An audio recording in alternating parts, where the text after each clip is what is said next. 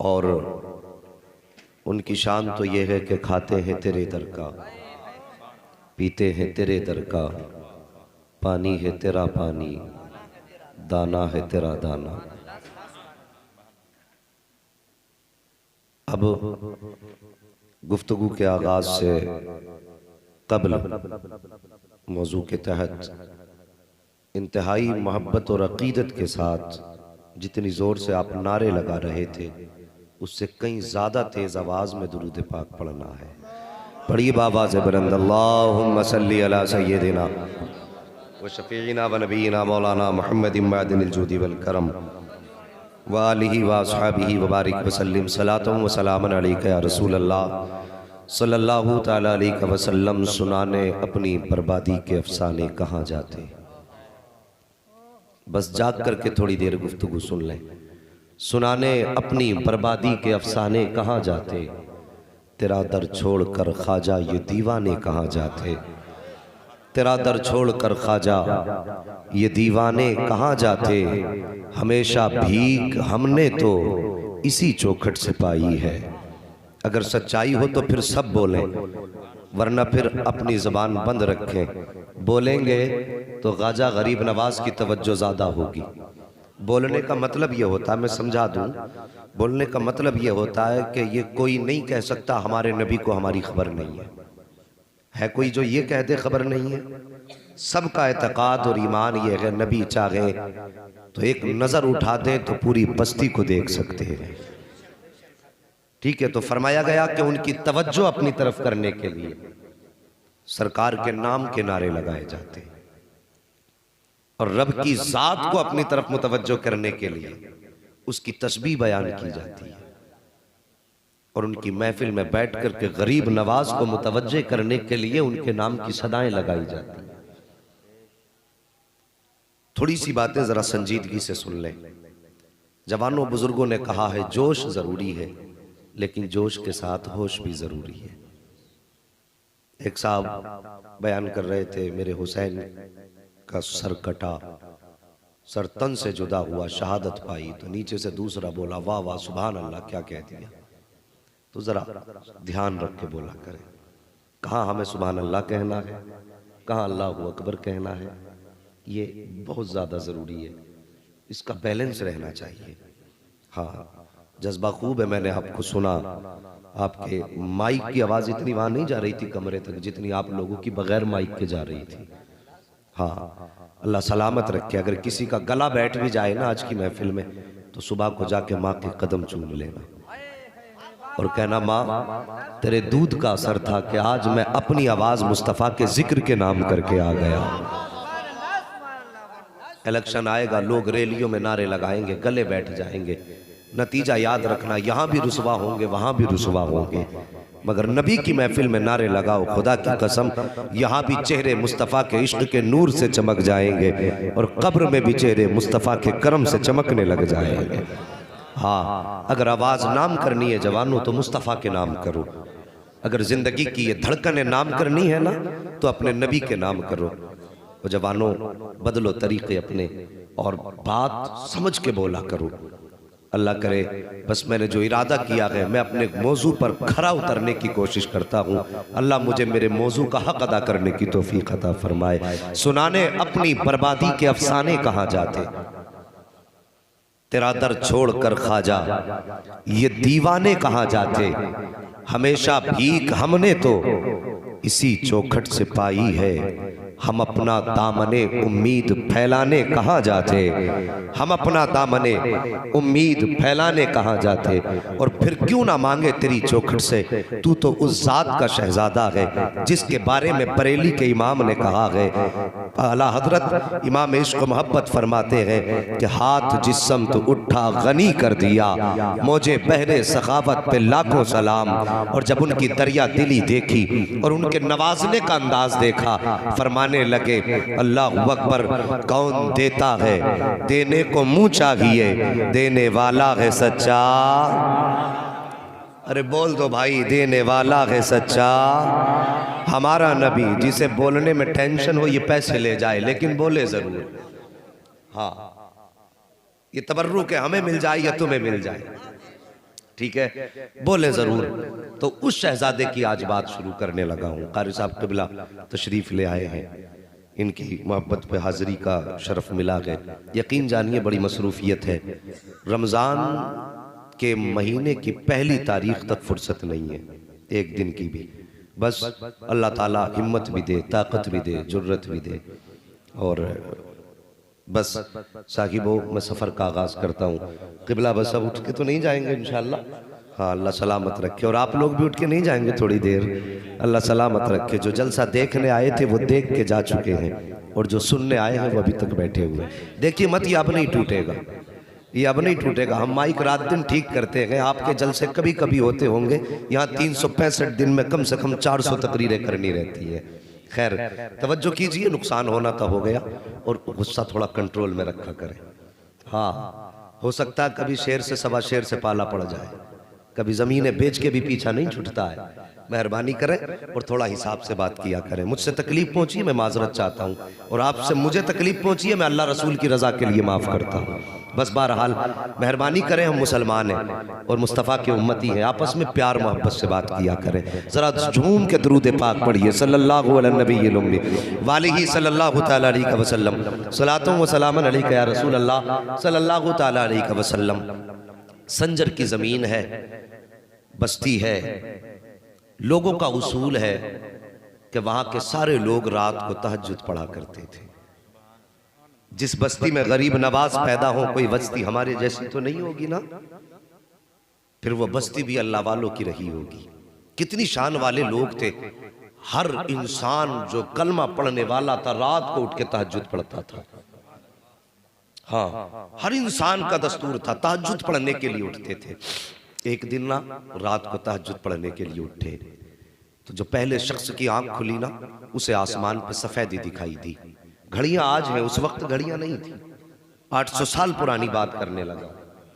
वो आसमान को देख करके वक्त का अंदाजा लगाते थे।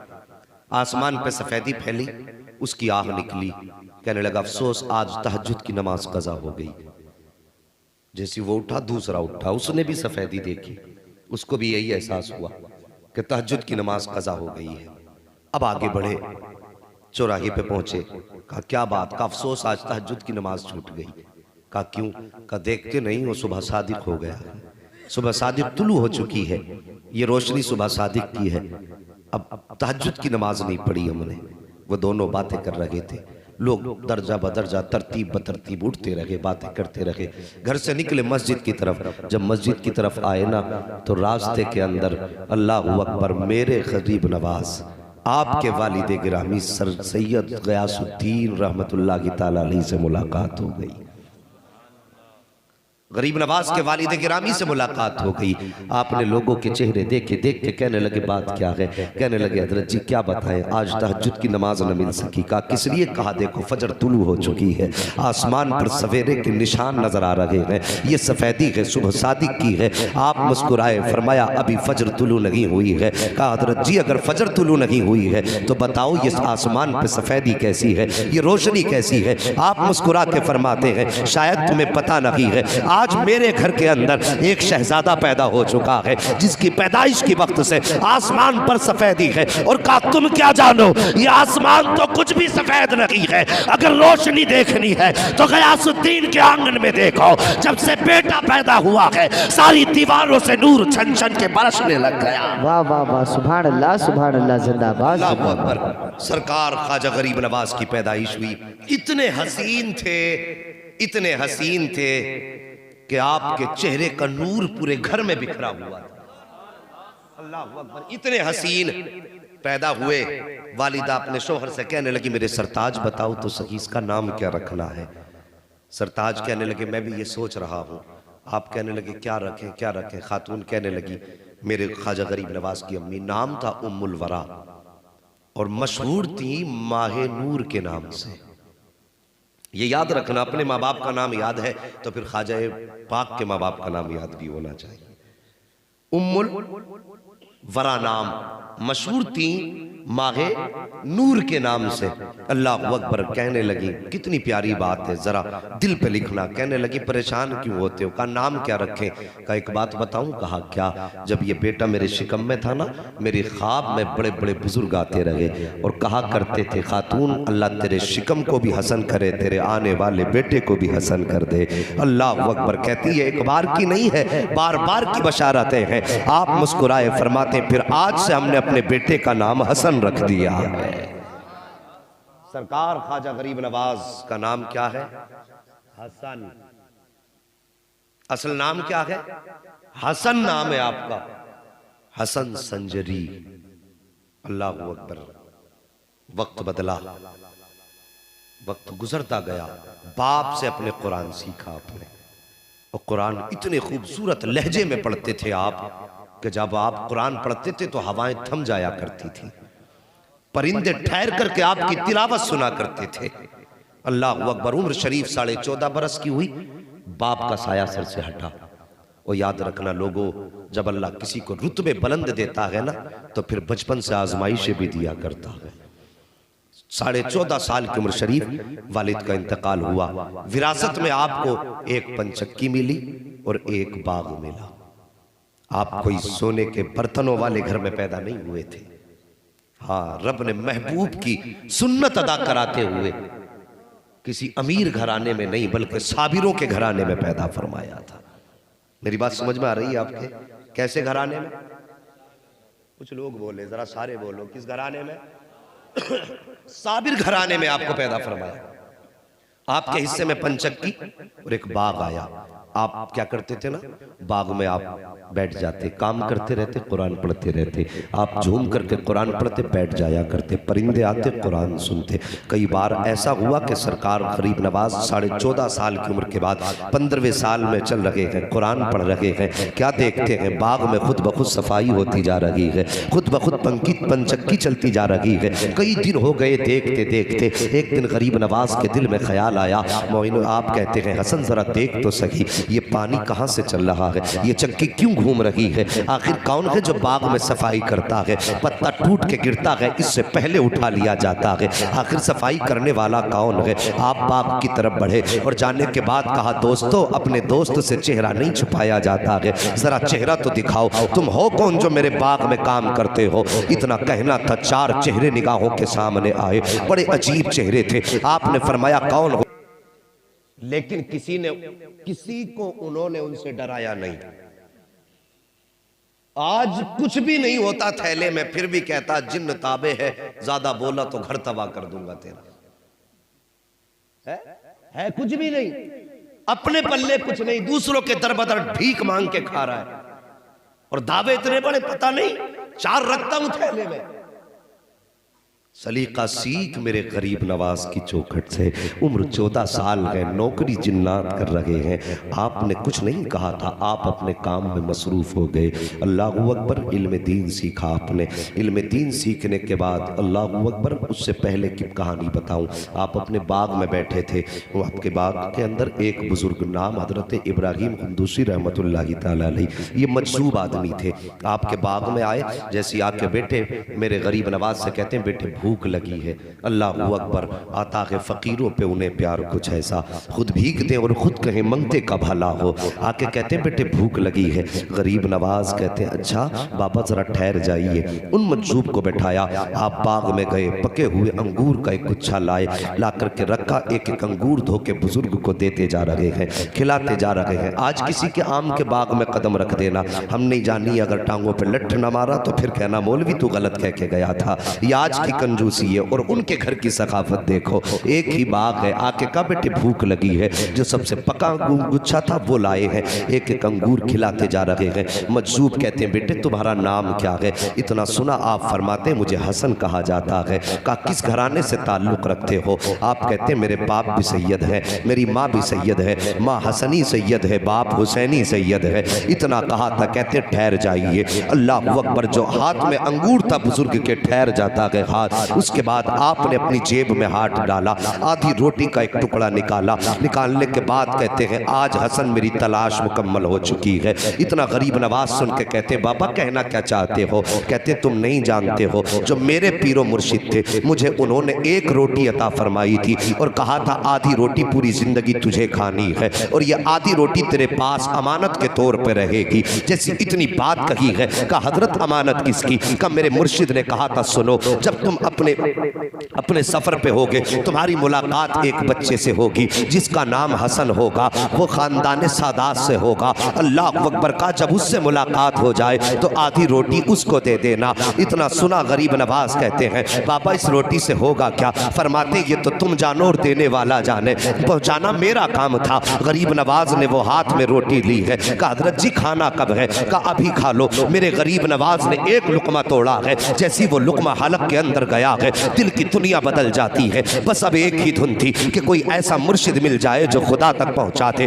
कोई ऐसा मिले जो मुस्तफ़ा तक पहुंचा दे। अल्लाह अकबर ये जुस्तजू बढ़ जाती है। आप पीर की तलाश में नीशापुर की सरजमीन पर पहुंचे हैं। वहां पे हजरत ख्वाजा उस्मान हरवनी रहमतुल्लाह तआला अलैह, जिनको ख्वाजा उस्मान हारूनी कहा जाता है, आपकी बारगाह में पहुंच जाते हैं। जाने के बाद दस्त हाथ में हाथ दिया है, मुरीद हुए हैं। अब पीर और मुर्शिद ने बैठाया है, आपको अमल कराए जा रहे हैं। फरमाया बेटे जरा बैठो तो सही। गरीब नवाज बैठे हैं, आपको कुछ वजीफा बताया गया। आज तो सागिब न कुछ आता है न जाता है। कहते सागिब आंखें बंद करके कहते दे वरना तख्ता पलट देंगे, दे वरना तुझे तबाह कर देंगे। एक ऐसा ही आ गया था भिखारी मेरे आला हजरत की चौखट पर। लोग कहते हैं आला हजरत ने शिर्क को बढ़ावा दिया है, आला हजरत ने कुफ्र को बढ़ावा दिया है। नादान आला हजरत ने अकीदे की हिफाजत की है और किस शान से हिफाजत की है। एक भिखारी मेरे रजा की चौखट पे आया और आके कहने लगा इतने रुपए दो, 5 रुपए दो वरना तुम्हारी हवेली का तख्ता पलट दूंगा। मेरे इमाम मकान से बाहर निकले, कहते पैसे जितने चाहे उतने ले जा, लेकिन खुदा की हुकूमत में हुक्मरानी में दखल अंदाजी न कर। ये तेरा जुमला शरीयत के खिलाफ है, जो तू कह रहा है ये गलत है। ये जुमला न कह। उसे मालूम न था आज पाला किससे पड़ गया है। आज पाला सिर्फ एक मौलवी से नहीं बल्कि मुस्तफ़ा के दर के कलंदर से पड़ गया था।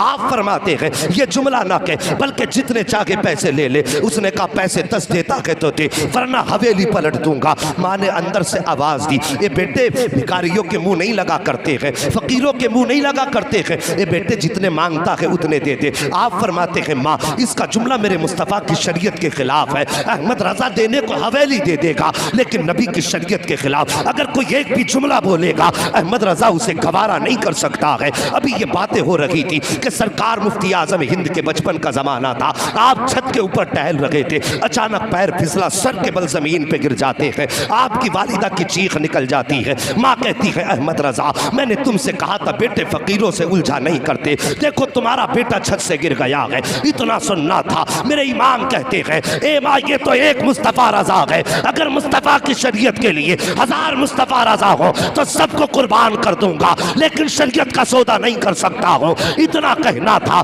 मुफ्ती आजम उठे हैं और दौड़ करके अपने बाप के कदमों से लिपटते हैं। कहते बाबा आपको जो फैसला करना है कीजिए। मुस्तफ़ा रजा कोई खराश तक नहीं आई है, आला हजरत को जलाल आया। आपने अपने पैर के जूती को आगे किया था। फरमाते सुन तू हवेली पलटने की बात करता है, अहमद रजा का जूता पलट के दिखा दे। उसने एक हाथ लगाया है, जूते को नहीं हिला पाया। दूसरा हाथ लगाया है, जूते को नहीं हिला पाया है। पूरी ताकत लगा दी, जूता नहीं हिला पाया। पीछे हट के खड़ा हो गया, कहने लगा मौलाना तुम्हारे पास कोई जादू है जिसकी वजह से जूता जाम हो गया है। मेरे इमाम ने मुस्कुरा के फरमाया था सुनिए अपनी जहालत वाली बातें अपनी जेब में रख। मैं जादू की बुनियाद पे नहीं बल्कि जो भी कहता हूँ मदीने वाले मुस्तफा की हुकूमत। वाह बाबा नारे तकबीर, नारे रिसालत, नारे गौसियत, मसलके आला हजरत फैजाने